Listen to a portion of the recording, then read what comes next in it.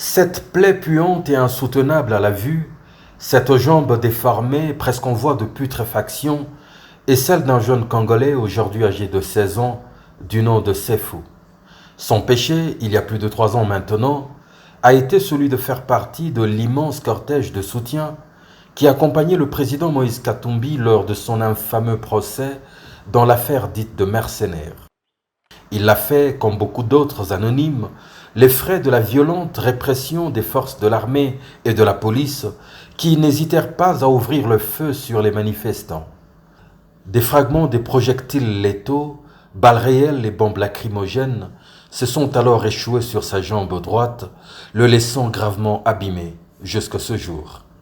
Par manque de moyens adéquats, sa famille n'aura le choix que de le soumettre à des traitements traditionnels dans l'attente du pire, très probablement une inévitable amputation. Il y a heureusement un Dieu qui manipule le hasard, qui a placé ce jeune homme sur la route du président Moïse Katumbi au stade Kamalondo lors d'un match de football.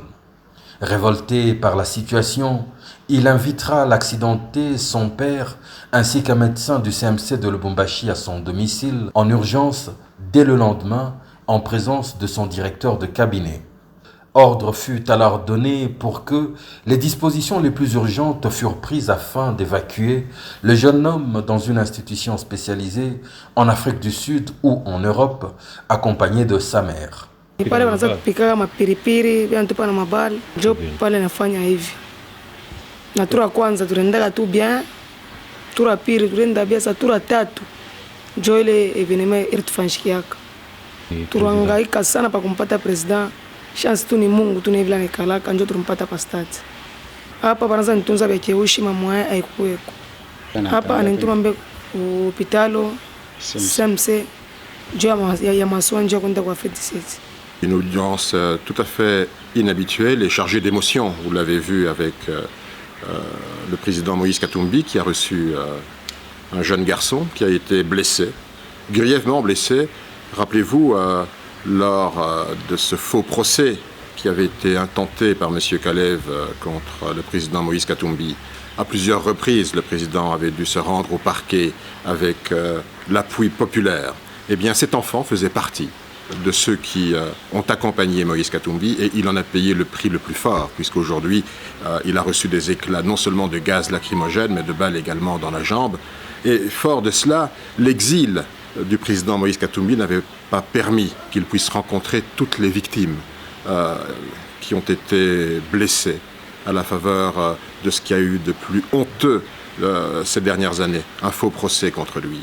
Cet enfant n'est pas le seul, un autre est mort par balle, alors que le peuple, la population qui accompagnait le président Moïse n'avait aucune arme sur elle. Elle était venue main nue pour appuyer Moïse Katumbi, pour l'encourager à être devant la justice.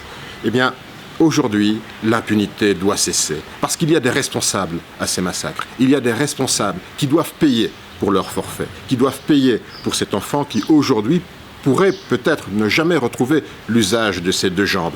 Ce n'est pas seulement à Lubumbashi, c'est également à Kasumbalesa. Rappelez-vous, quand le président Moïse a voulu franchir la frontière, l'armée était déployée, il y a eu des victimes. Et là encore, il ne peut y avoir d'impunité aussi longtemps qu'il n'y a pas de réparation. Eh bien, nous continuerons à nous battre. Et partout à travers le Congo, ceux qui ont été victimes de la dictature sanguinaire, tous ceux qui ont souffert dans leur chair et qui continuent à souffrir dans leur chair, eh bien, nous allons les défendre.